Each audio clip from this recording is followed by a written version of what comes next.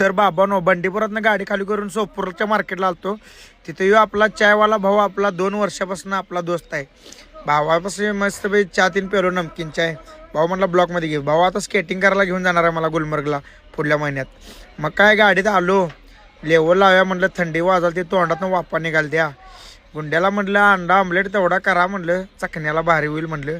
अंडा आमलेट आणि pack 1 number टॉपचा दणका लागाल. गरम गरम आमलेट आणि रॉयल स्टेकचा पॅक 1 नंबर दणकाच लागाल तो विषयच नाही लय भारी.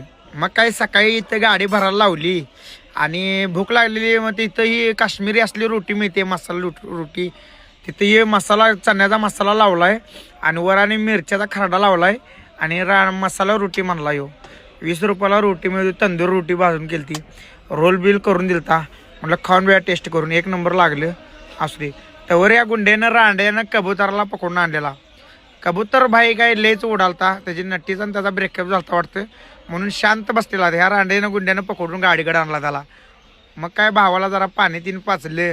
दिपाळीचा लाडू चिवडा गाडीत होता त्याने जरा भावाला दिला खायला. खाऊन झालं त्याला सोडून दिला. मग काय संध्याकाळी सगळेजण जेवला तो.